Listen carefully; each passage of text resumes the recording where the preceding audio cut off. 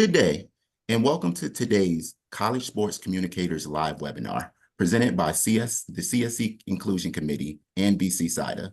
We are pleased to offer this session on navigating DEI in today's landscape. Thanks for joining this important discussion with our panel of leading DEI practitioners and advocates as we examine the shift toward a more nuanced approach on this topic, and how we can continue to build a more inclusive workplace in a challenging time when the policies and laws around us continue to change. They are here to offer their thoughts and expertise and take your questions. I am Kendra Watkins, Senior Associate Athletic Director for Revenue Generation at Long Island University. I will serve as the webinar moderator. We welcome your questions at any time. Just place them in the Q&A function on this Zoom. You can use the chat function to comment, but please use the Q&A channel only for your questions. As a reminder, we are recording this webinar, and later on the CSC website and YouTube page, you can watch it as an on-demand session. We will also offer it on numerous podcast channels.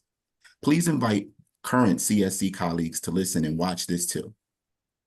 We've got a lot to cover, so let's get started. We appreciate you for joining us today. Now, let's hear from today's guest panelists. I'll let them introduce themselves.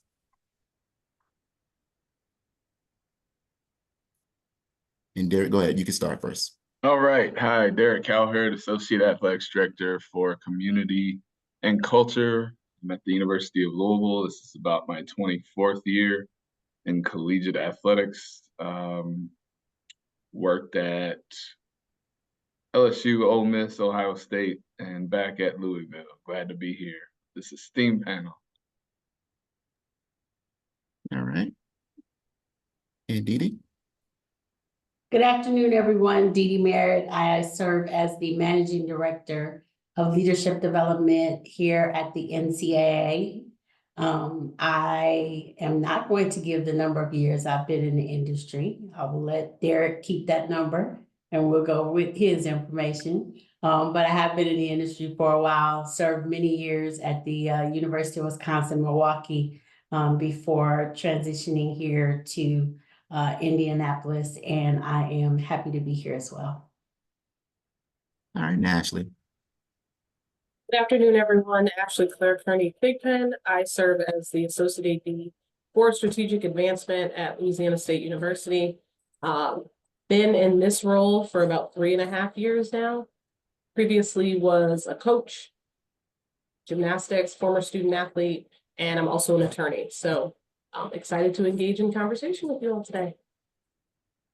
Awesome. And I'll go ahead and start us off. I wanted to ask the first question before, just go ahead and get started. But I wanted to ask you guys first, how did you land in this space in college athletics? Was it passion? Was it something that drew you to it? Events, anything like that? Ashley, I'll go ahead and start with you. Sure. So as I mentioned previously, I am a former student athlete here at LSU. I think one of the things I was really passionate about was making sure I stayed engaged and involved in sports in some capacity. I didn't necessarily know what that looked like when I was in college. I knew I wanted to go to law school, and I wanted those two worlds to merge.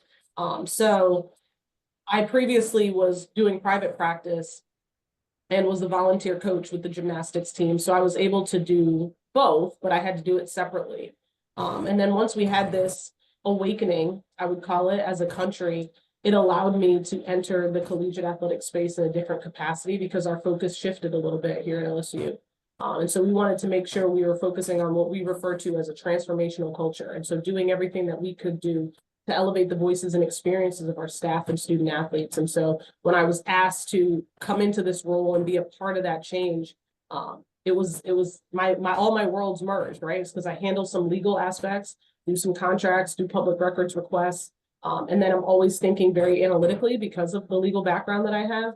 I'm in the athletic department, and then I'm very passionate about people, helping people, and making sure we're understanding who they are and what makes them tick. And so being able to merge those worlds together was the best of both worlds for me. And so that's how I kind of ended up in a full-time role in athletics. Awesome. And Didi? So I believe I am the non-athlete out of the three of us. But please know everyone, I am an athlete in my mind. I am a great athlete. But I did not play any sports in college. I ended up in athletics by happenstance. Um, on the outside, but the reality of it is that it was purposeful for a big divine plan that I did not know about at the time. But I started in athletics many moons ago, from the recommendation of a friend of mine at the time, who basically said, "You like sports? There's this great, job on campus at UW-Milwaukee. You should apply for it."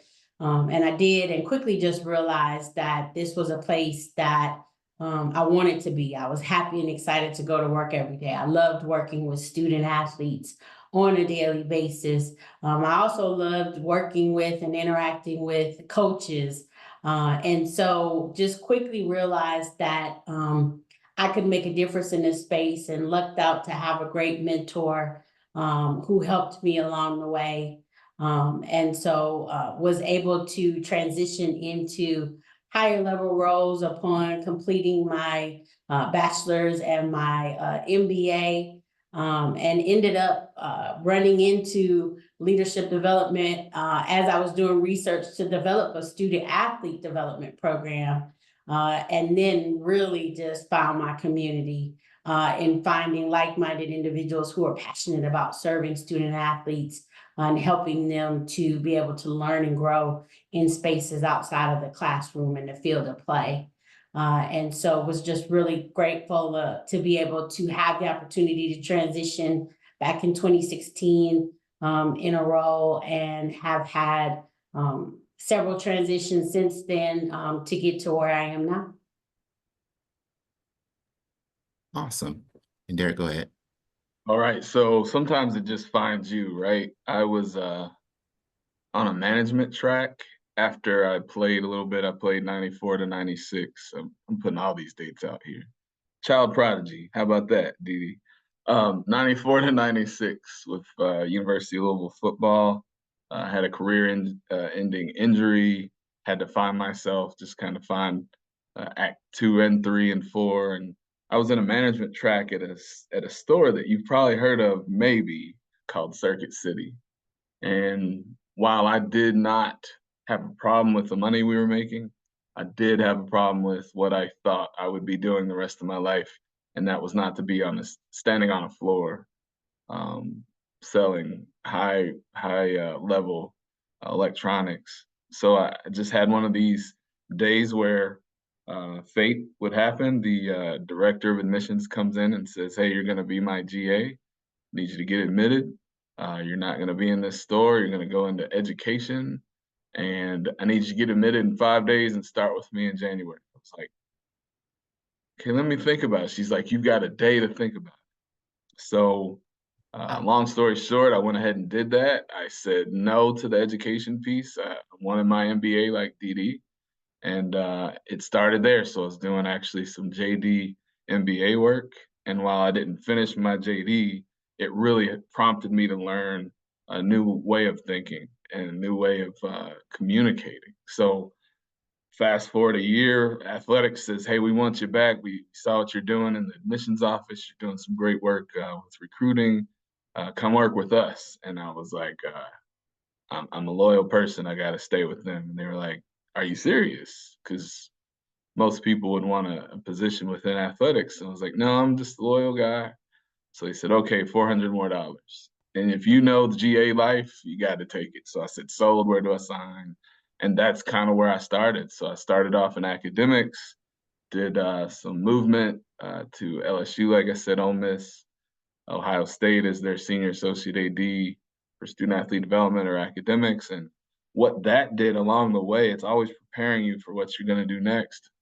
We always had students that were trying to understand what was going on in the world and have greater meaning with things that they were starting to understand as 18 and 24-year-olds. So that prompted me to be in this work, especially in that awakening, as Ashley was talking about, to just provide greater meaning to students that were searching for answers for things. So I'll stop there, but that's kind of how my path got me here. Awesome. And I just wanted to let you know, Didi, you're not the only non-athlete here. So I definitely was not an athlete. So this space just found me. But just moving forward, I wanted to talk about just navigating DEI in today's climate. It seemed like post-pandemic, everything, like we're making a lot of strides in the area. And now things have, taken a shift. I wanted to ask, and again, Ashley, I can start with you.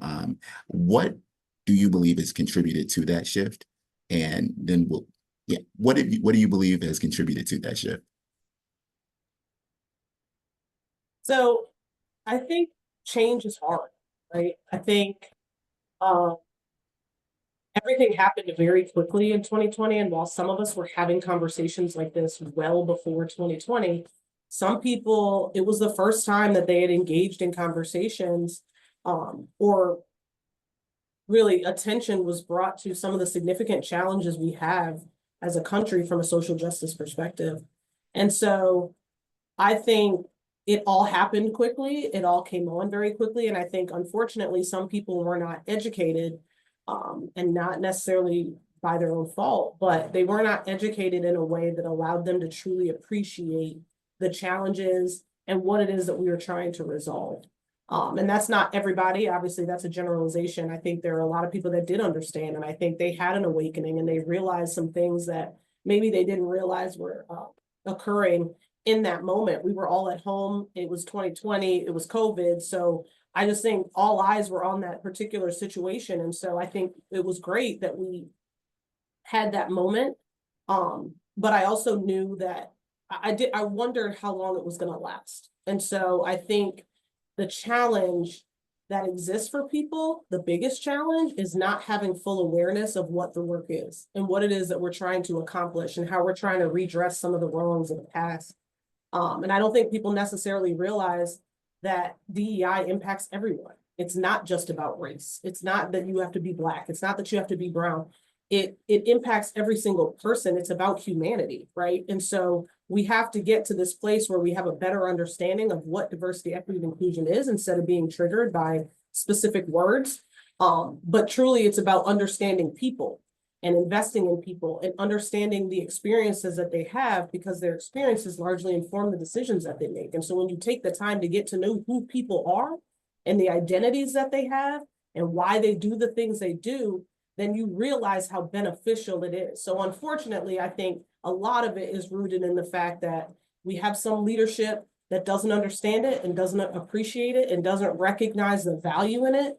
And so as a result, some people have followed that because they're like, yeah, we don't like it because what they see is it's not fair, right? They see inequities, even though we're trying to redress the wrongs of the past. They see that and they're like, wait a minute, this is way too much. And so I think if we spent the time to talk to one another, get to know people, understand truly what the work is, we'd be in a better place. But I think that largely contributes to where we are today and why the shift has happened drastically, I would say, because we were all rah, and everybody was about getting DEI programs and getting these people in positions to make a difference and do the work. And then here we are 4 years later, and we are going in the opposite direction, right? We're trying to take these steps back, and we don't want to do that. And so if the more we can educate people and help them understand why this work is important, the better it will be, and the more we will be able to continue doing the work successfully. I don't want to monopolize all the time, so I'll let someone else go.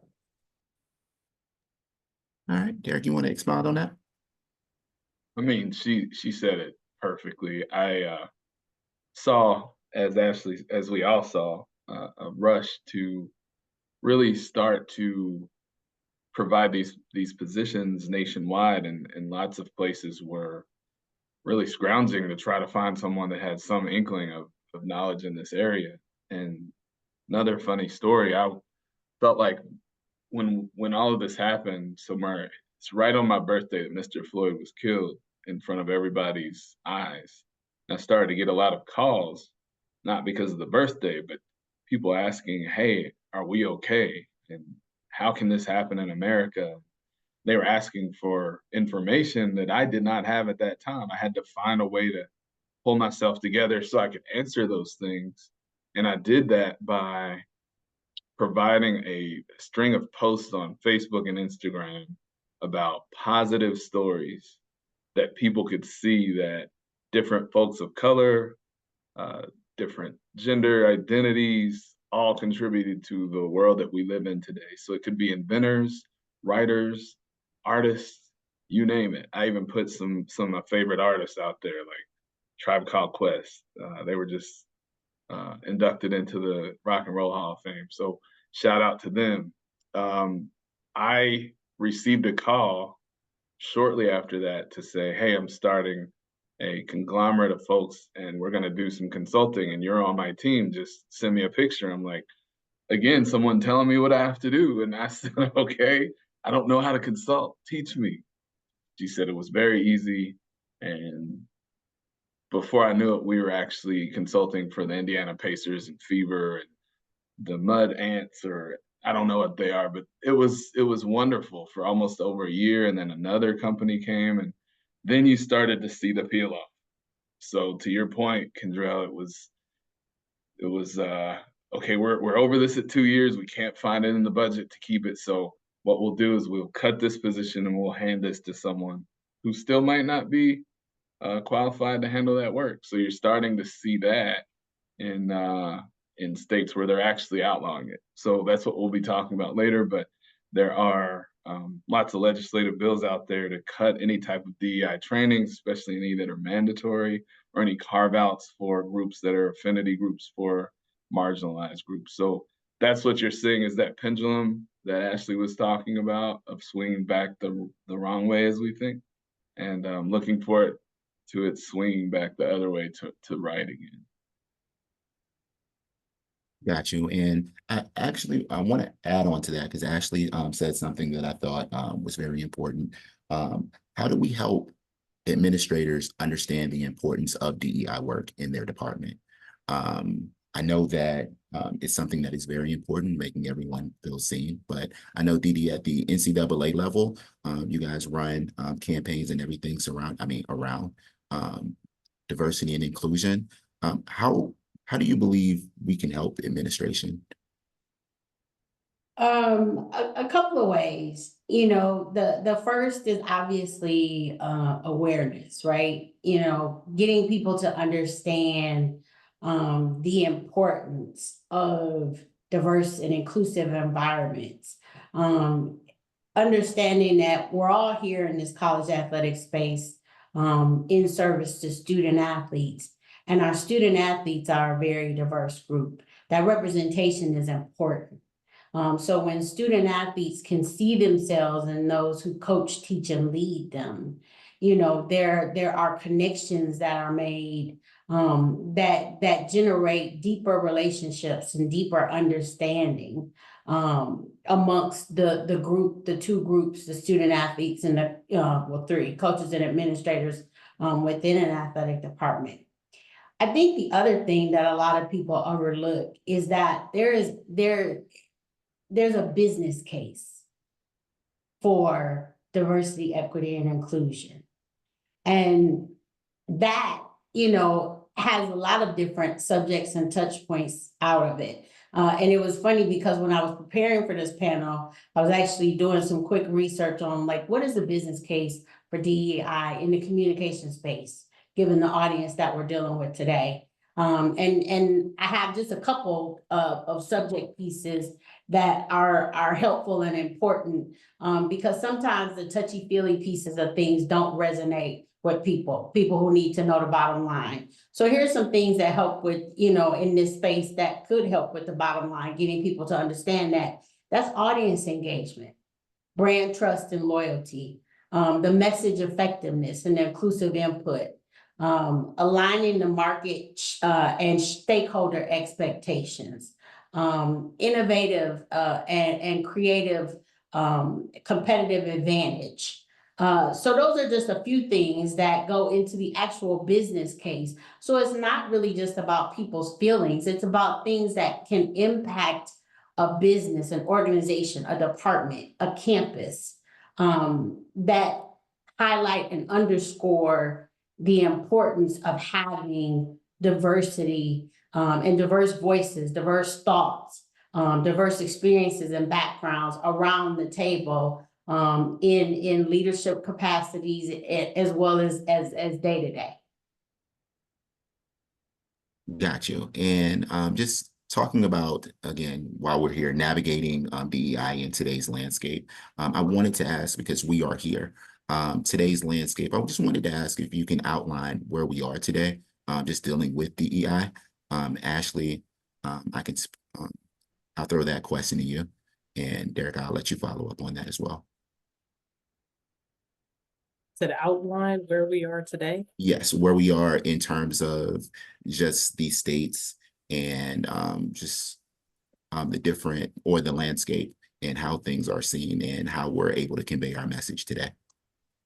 Yeah, so DEI is similar. I guess what's going on with DEI in collegiate athletics is similar to what's going on in collegiate athletics, period, right? Like, it's every single day, it's something new. And so you definitely have to be flexible and be open to whatever may come your way, because it's just constantly shifting. Collegiate athletics is just, it's not the same as it was when I was a student athlete. It seems to have been much more simple back then than it is now. But I think when you choose a career in athletics, or when you choose any career, you have to be ready and amenable to the changes and the challenges that are thrown your way. And so I think depending on the state you're in a very different situation from a DEI perspective. And unfortunately, that makes it challenging to know what to do and what to say. But I think one of the things about this work is that you have to be okay with making mistakes. You have to give grace. You have to be uncomfortable. And that's not something that's natural for us as human beings, because we want everything to be warm and fuzzy and easy, and we just want to keep moving through whatever is going on. But you have to get to a place where you're okay with being uncomfortable. And so then you can continue doing the work and having the conversations regardless of where you are. But I think it varies depending on what state you're in, depending on, who's in charge, depending on what president you have. We are in the South. And so Louisiana, you would think, would have pretty strict laws just based on history and your knowledge of the state. That would be similar to Texas and Florida and Alabama, but it's not. We have a progressive athletics director and a progressive president of the institution, of the whole system, which helps because they find value in the work. But I know that's not everybody's case. And so I think it's really important for you to be intentional and have conversations with leadership and colleagues and friends across the country, so that you can think of creative ways to continue having the conversations that are necessary, regardless of where you are and what DEI looks like. I think DEI as a whole is under attack, right? So that doesn't necessarily change from state to state, but depending on where you are and what your position is, you definitely, you have to be creative, and you have to be thoughtful, and you have to be aware of what you can and cannot do. But then also be creative so you can get to a place where you're still doing the work. I'm not sure. Does that answer your question? Yes. Very Okay. much so. I'll let Derek take over from here. All right. I don't want to be wonky, but Ashley hit the main ground zero states that passed some pretty restrictive anti-DEI bills. So you named Alabama, Texas, Florida. We studied all those because there was another wave that came after that. So I can think of North Carolina, Idaho, Indiana, North Dakota, Tennessee, Utah, Wyoming, where it was really an expansive view of actually taking interfaith centers down for a bit of time. Women's centers were closed, shuttered doors. Of course, the DEI offices were all shuttered. So those are things we have to be watching. And to Ashley's point of being an attorney, you have to follow the law first and foremost of your state. So it'll be incumbent upon you to read up on the legislative trackers that are out there for anti-DEI bills. For us in Kentucky, we're looking at a 2025 legislative session where our second run will go for those types of bills that restrict that type of work being done on campus. But this work will always be done. It always has been, it always will be, and it needs to, but it's going to look different. As Ashley said, it has to be strategic, has to be done with the thought of the mission and vision of the university at mind. So if helping students is not what we're needing to do, then I'm in the wrong place because that's what I signed up for. So we talk about student success as our main moniker. It's really important to know what you're focused on. And if anything that we did beforehand was not towards student success, then what were we really doing? So really excited to see what happens with this election season. I think that answers a lot of questions for us. Plus, we don't have to watch those commercials anymore. But we will see that there's probably about 38 states out there that have some type of restriction in the works. Not necessarily all have anything passed, but the place that we want us to be in is to be in a place of confusion or strategic ambiguity is a word I've heard from a Dr. Damon Evans who's out there. Damon Williams. He's wonderful if you can ever have him on campus at explaining how to be strategic, how to be smart with what you're doing to really still serve the students that are underrepresented, those that need the extra help, those that quite honestly help the bottom line of any college and university gain national funding and recognition and awards. All those are very important, and recruiting is very much impacted if there's all those restrictions on your schools or in your state. So lots to say there, but just I would recommend everybody follow their own legislative offices and kind of see what they're talking about and get engaged in the conversation and ask a lot of questions and really listen to what's being said and share your focus, which we don't do enough of. We don't ever share that we're out here helping students every day reach those dreams, and that's all we're trying to do. So I'll be quiet there. Yes, and I know just in reference to just DEI work, I know that the colleges last year, they were submitting their framework. I know we have conferences doing it right now, just doing their DEI framework and everything. I just wanted to ask, just for our DEI practitioners that are out there currently, I wanted to ask, how can they thrive in their department, just in today's current landscape, just some advice that we can give them. And Dee, I'll give that question to you. Adding to what my two esteemed colleagues said in their remarks, it's really about strategy. It's about being strategic. It's about looking at it and how are you packaging and messaging it. It's about talking about it from an inclusive leadership standpoint and making it more broad so that you can still accomplish the work that you want to accomplish. It just has to look different. We're in an age of misinformation, right? We're surrounded by it, and there's just a sentiment out there that this work, those three, that acronym just represents one set of people. And so in my space, look with the work that we do being I always tell people we're the action arm of the Office of Inclusion. So we take the great work that my colleagues here do, and incorporate it into our programming, and use that as the base of what we do for the membership.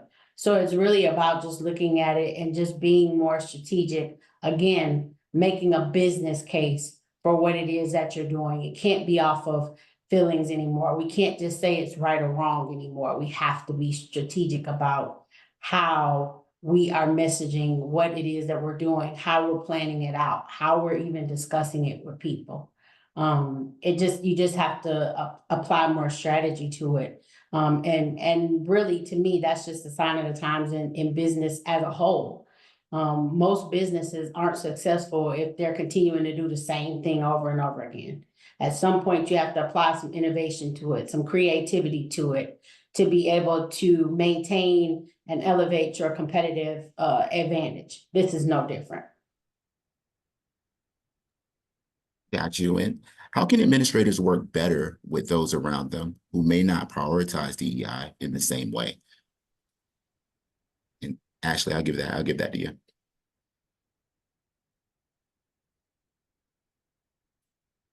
I think so much of DEI work is building relationships, fostering connection with people.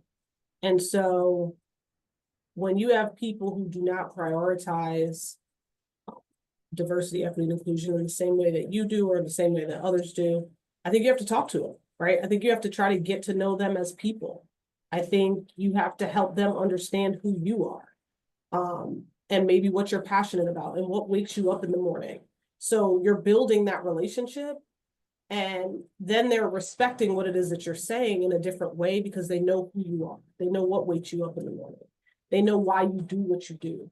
I think a lot of times when people take a step back, they don't prioritize it, or they don't see the value in diversity, equity, and inclusion, or they don't know how it impacts them, it's because there's nothing personal for them, or they don't see it anyway. It doesn't impact them day to day. I think once they start to get to know someone, or they see somebody that's impacted in a different way, they create a little bit of a tender spot for work that they didn't necessarily prioritize previously. And so much of this is about building connections. It's not walking in and trying to throw all kinds of concepts, ideas, stories in people's faces who aren't ready to hear it. You have to meet people where they are. Firm believer in that. You cannot have you may be in a place where you're ready to talk about hard things. And if people aren't there, you can't lead with that, because you're never going to get them to a place where they can connect with you. And so you have to, while also sharing who you are and letting them get to know you, you have to get to know them to see where they are so that you can navigate in a way that's palatable for them. Unfortunately, a lot of times, like for me, I've been having conversations about diversity and inclusion since as long as I can remember. I'm from Connecticut. I was in gymnastics, predominantly white state, predominantly white sport. And my mom has done equity work her entire life. She was an educator. And so I think for me, the conversation has always been happening, but that's not everybody's story. And so I think it's important for you to, one, let them get to know you, you get to know them and where they are, so that you can tailor the conversations to a place where they can receive it and understand it and appreciate it. And it's a slow walk, right? You have to take a few steps forward, take a couple steps back. You're going to twist, you're going to turn, it's the journey is not straight, and it's not easy, and it's not the same for everybody. And so that's why it's important that you are intentional in having those conversations, because you do have to tailor it a little bit depending on who you're talking to. But I would say the first thing you have to do is build those relationships, foster them, so that you can create some sustainability. Awesome. And Derek, anything you want to add to that, or? I just think Ashley hit it on the head there. I think she was talking about more of personalizing the work that we do and sharing how it impacts you. And to Dee Dee's points earlier, I think, well, back to Ashley's, the impact that it makes, they might not understand. But if we put that in an impact report, or we show them at the end of the year what we were able to accomplish together, they're going to more than often say, oh, wow, we did that together, as opposed to, no, I did not want to see all those kids graduate on time. So it's wonderful to show people what they did, as opposed to tell them what you're doing.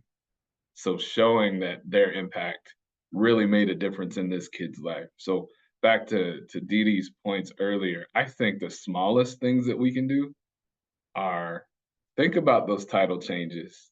Think about taking out those buzzwords that sometimes trigger people, and just sift it down to the most common denominator and say, how did we help people today?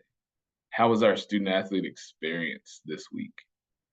Who's not feeling like they are in the same locker room? Who feels left out right now? Those are the things we have to start asking, and then work in little things like understand how to pronounce people's names correctly and how important that is to people, and have a action with your and I love what your all's organization stands for. It's about telling the stories and personalizing people. But isn't it fun when people start to learn how to say names, and you make a activation where people learn how to say a name, or you maybe have a jersey with the name out there with phonetic spellings? What if you add those pieces in that people just don't always know, but once they have that knowledge, they feel empowered. So I think there's ways to work it in where it's not an indictment on them for not knowing how to speak a certain language, but learning something new so they can say, hey, that's my favorite player and I know how to say his name or her name. But those are things that we can really get into that tap into our own humanity. Awesome. And we just had a question in the Q&A. So I'll offer this to whomever wants to answer it. What would the panel say in general is the greatest need for improvement as it relates to inclusion initiatives in athletic departments? What are the blind spots that most people are not recognizing where work needs to be done for student athletes and staff? So that was pretty much a two-parter. So Yeah, I'll take a shot at answering this. I think the biggest mistake that departments make is they put the work in a silo. And the reality of it is that the diversity, equity, and inclusion should be woven into the fabric of the organization. It should be a part of the day-to-day activities. The leadership should be reflective of that. It shouldn't be initiatives. It should be the day-to-day. It should be the things that are practiced, right? An initiative is something, while it's great, it has a shelf life. And then all of a sudden it's put back on the shelf. And everybody goes back to doing what it was that they were doing. Whereas if you have leadership that takes and makes a concerted effort to weave all of that into the fabric of the organization to where it just becomes, this is what we do and this is who we are, that is something that then shows up day to day. And it is way more impactful than any initiative could be. And for me, that's the biggest blind spot, right? That's the biggest thing for our student athletes. If we're not practicing inclusive leadership, then all you're doing is managing. And think about the things that you're leaving on the table with those student athletes. Maybe they're not having the best experience that they could possibly have. And what departments need to realize is another business case for all of this is that student athlete life cycle and what their experience is like as a student athlete and how that translates into how they feel about the organization once they leave, which at the end has a potential to affect money via donations. So again, it's about being strategic with looking at it from the standpoint of if you can't get people on board with looking at this as it's the right thing to do, it's really about building that business case forward and understanding that all of these different benefits that go along with having diverse and inclusive department are things that will set you up to have a return on your investment in the long run. awesome. And just speaking on the second part of that question, some of the blind spots, I did want to ask just for some of our DEI practitioners on campus and things like that, what are, if anybody wanted to add, what are some blind spots and what are some things that we believe need to be done, just in today's landscape or things that we can do? I'll go ahead and share. That's my main job, is to focus on proactivity instead of reactivity, because we far too often react to things. So why not fix a problem when it's really small? It's just a small issue before it becomes a problem if you have to react to it. So Dee said it best. We have to think out front of what our policies are stating. Most of our DEI types of initiatives are going to really impact HR, human resources. And it's going to show if you're following your own policies or not. And if we're doing what we're supposed to be doing, we just have to follow the law, do what we're supposed to do, and get the best person in the place to be successful. It's no different than what a coach does every single day in their profession. Put people in the best place to show their gifts and talents and bring the whole organization along. But we do work in silos. We do focus on things in a, here's your compartment, work on that. And DEI goes across every single department. I can look at each of our strategic initiatives and our objectives and our goals and mission and find where we can impact someone in all of those 5 areas. And if we can't do that, then it's our job to make sure others understand that it's all of us that bring our best to work every day to make our student athletes successful, and our fans love this program wherever you're at. It takes all of us to do that. Okay, and Derek, you said that this was your primary position. I wanted to ask, just for some of our DEI practitioners who have dual roles, where they're working in the DEI space and in other spaces, how can they work to just juggle that? That's a really good question, because it is important to have dual roles now. Because for those anti-DEI bills, if you don't, you're in some tough stuff right there. So I would say, as a sport administrator also, and that it's my primary role is to take care of our student athletes for my 2 teams.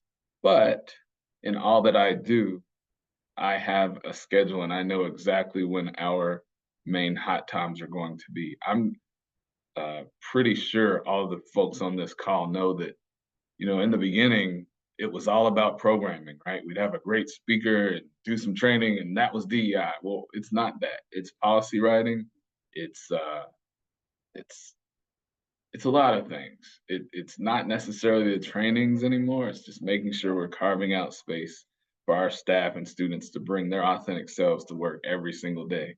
And that takes a step in any direction you want to, whether it be DEI programming, whether it be trainings, whether it be HR policy, whether it be rewriting policy for the arenas and the fields and courts that the students are playing on. All those things impact our students. So I would just say, if you're really passionate, I saw one of the questions coming up. If you're passionate about doing the work, you include every unit within your athletics department and deploy them on something that they can do that adds to the greater good of that department. So if you think of marketing, you can help them tell better stories. You can find them really interesting stories about the student's culture that you might not be familiar with in that area or that space. And maybe you create through marketing a day where they have something that's special in that student's favorite fare that you can order and offer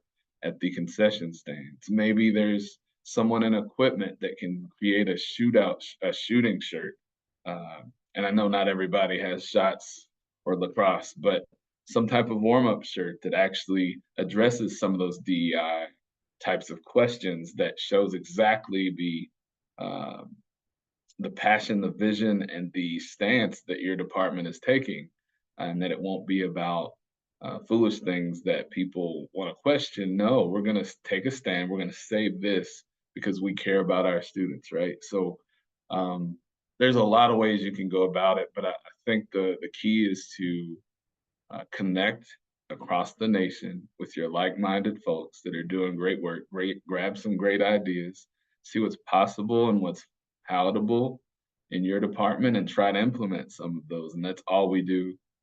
Is to try to just help our students get towards that degree and make them feel really comfortable coming back once they've graduated. Awesome. And another question is, how do you manage doing DEI work when not everyone in the committee or group is on the same page or understand the importance of the work? And Ashley, you want to take that? Sure. I think it's a lot of what we've already said, right? But also understanding that it's okay that not everybody's in the same place, right? Like that, we have to embrace that. And we have to capitalize on that and use it as an opportunity to exchange ideas, have conversations, engage in dialogue that you otherwise maybe wouldn't have. I think all of us obviously are more comfortable. We all navigate or operate in a space where we talk to like-minded people. We connect with people who have similarities that we know can share experiences or grew up the same way or grew up from in the same place or have the same skin color, the same gender, like you naturally connect to those people. And then obviously those people that work in your unit. And so I think it's good to get out and to have conversations with people and understand their perspective while also sharing yours.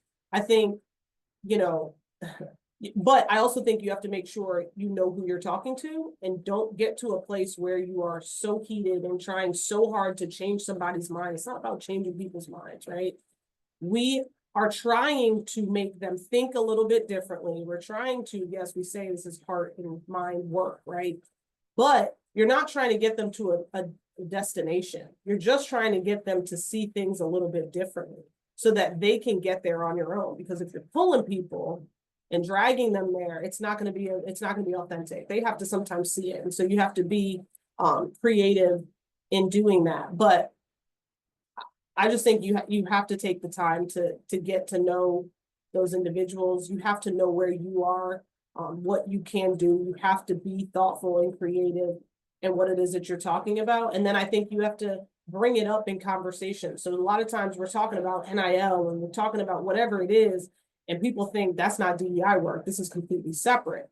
And Dee Dee alluded to this, and both Dee Dee and Derek talked about this, but it's important to understand that you're not the only one that should be thinking like that, right? And so you have to get those people. So we have pods here.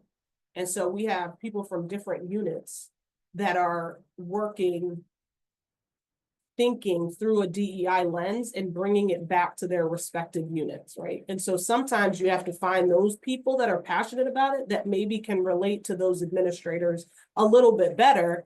And then when they're in their meetings specific for their industry, their portion of the industry, they can bring up, well, I think we should look at things a little bit differently, or I think we should modify this, or is this something we could incorporate into this existing plan? And so we have that. And so I think that helps significantly because I constantly talk, I can't be the only one preaching about DEI. I can't be. It has to come from everybody. It's everybody's work. It's not just my work because it's a part of my job description. And so as Derek said, I'm a part of human resources. And so I largely impact our hiring process, the policies and procedures that we write. So I have a hand in a lot of that stuff. But when it comes to NIL, we have a completely separate unit and everybody's passionate about NIL right now, right? NIL is the hot topic. And so we have an NIL person that specifically tries to incorporate DEI concepts into everything that they're doing.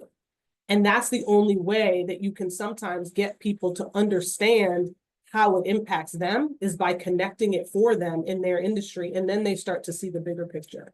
So I think that's another thing that we do here at LSU that I think is important because it has to be woven into everything. It can't be the separate programming. It shouldn't be separate. If it is, it's okay, but understand that that's not the end goal, right? You're trying to make it a part of everything that you do on a day-to-day basis so that people start to see it a little bit differently because you can say something and it does not move somebody else comes in and says the exact same thing and people hear it, it resonates. And that's how we all operate. And so you have to get it in as many places as possible. And so you're trying to build that relationship, but you also have to get that group together that you know is passionate about the work. And they can go and bring it to their respective spaces, all the meetings that they're in, so that the conversation can continue and the modifications can happen organically. Kendrell, can I just add, don't you hate when that happens, when you say the exact same thing that was said? Or you see that, I'll just stop there. But I wanted to add, it's really important to highlight and celebrate the people that are doing the work. So I have something that we send out. Everybody loves a good newsletter. Not really. We try to get people to read it. But when we do, we highlight people that are doing great work. I do something called How Do You DEI?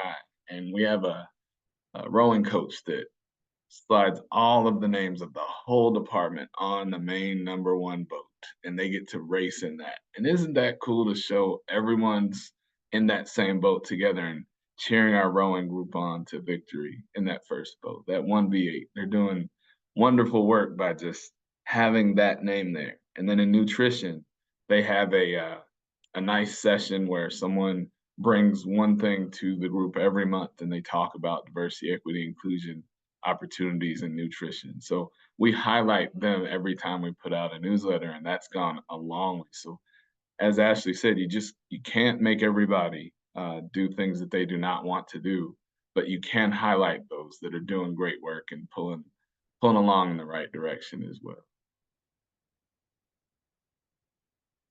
Awesome. And this will be my last question, and then I'll look toward the Q&A. But as communicators, we talk about putting words into action. So we're a profession of using words. So how is it important for us to choose the way we use our words and the meaning behind them? Because I know with some of the words, diversity, equity, and inclusion, I know certain times in certain spaces, they can be seen as taboo. So how do we work? I don't want to say necessarily around those words, but how do we use our words just more effectively? And Ashley, would you like to answer that? Sure. I didn't want to go back. But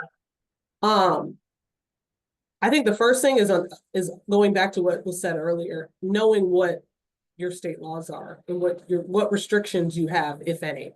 Because if the world is your oyster, then use whatever creative words that you want, right?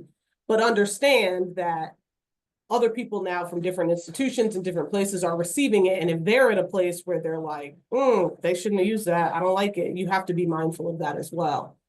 So I think you have to understand what you can and can't do. We here in Louisiana, we don't have any state laws. We have nothing restricted. We have a board resolution that we have to follow and we have to pay attention to as of 2 weeks ago.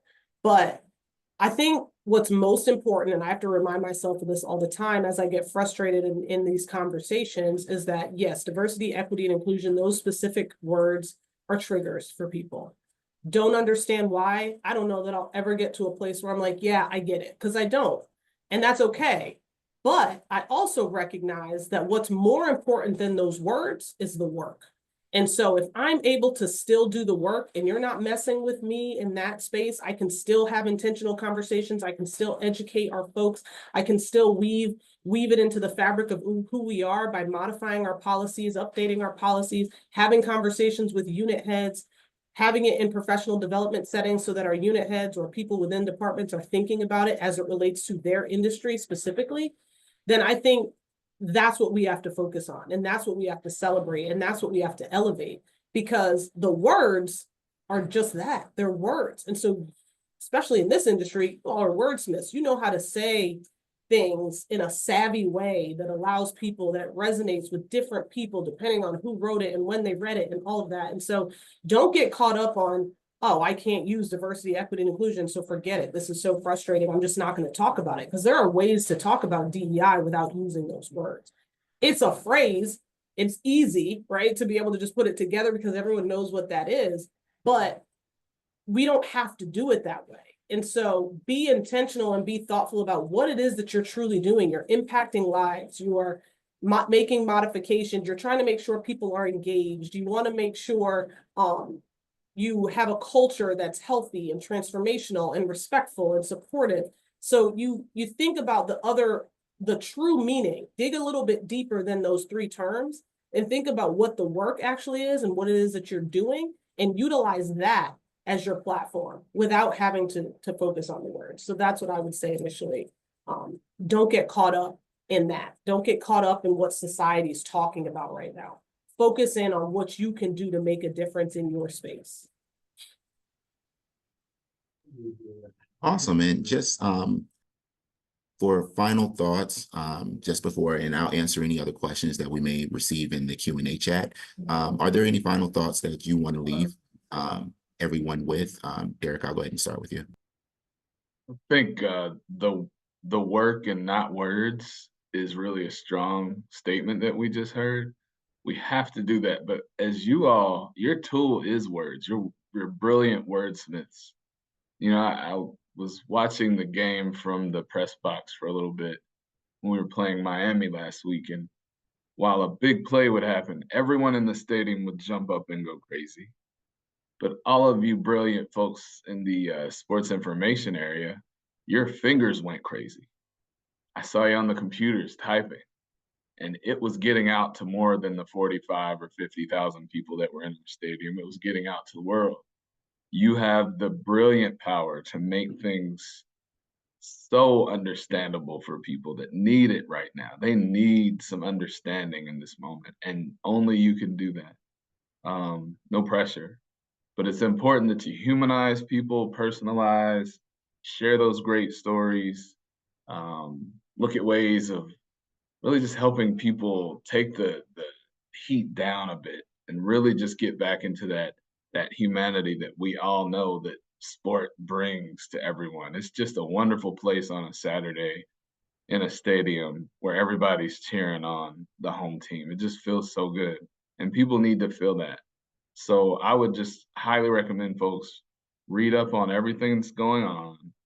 There's some really great think tanks that are out there that are doing wonderful work that read these great books, and we can give you, if you want, a list of different books that are out there. But I would just really highly recommend that you focus in on those words that really matter. Share those great stories that people really fall in love with, and really work to try to make it about the student athletes again and not about those three letters, because it doesn't matter which letter it is. It could be the D, the E, the I, the J, the B, like, justice, belonging. There's going to be somebody that tries to write that out of your job description. Just don't let them take any more letters. That's the key. Help everybody else understand that we're doing great work on these campuses, and for whatever reason, it's working. So let's all get together and try to bring back what it used to be before all these political ads came on. Awesome. And Didi, any final thoughts? That was a mic drop by my brother. I'm good. Mhm. All right, Ashley? Yeah, I mean, yeah, I think I would echo obviously what Derek shared. But I also think you need to take the time to know who you are, right? And understand what your personal values are, so that you can continue doing the work in a way that allows you to remain authentic. And if that's having conversations with your family members that don't understand or in a different place, then you do that. If it's going to the AD and sitting down and having a conversation with him or her, then you do that too. I think you just have to think about yourself first and know where you are. Think about your values, and then have conversations with different people, and all of that's going to look different. It might be informal. It might be going with someone to a session or a webinar or a workshop that's offered. I think taking the time to think about you and what your values are is really, really important to do first, so that you can then make the impact that you truly want to make, and be open-minded enough to hear other people's perspectives and give grace along the way. Thank you very much. Again, it's about the work, not the words. That being said, I would like to give a big thanks to our presenters today for the discussion and insights on strategy and ideas on DEI and building inclusivity on college campuses and national and conference offices in this challenging time of policy and law changes. Again, the webinar will be on demand later today at collegesportscommunicators.com and CSC social channels. So share that information with your colleagues. We encourage you to check the CSC website, collegesportscommunicators.com, for updated information on what's on tap for CSC programming and continuing education. Thanks again for being with us today.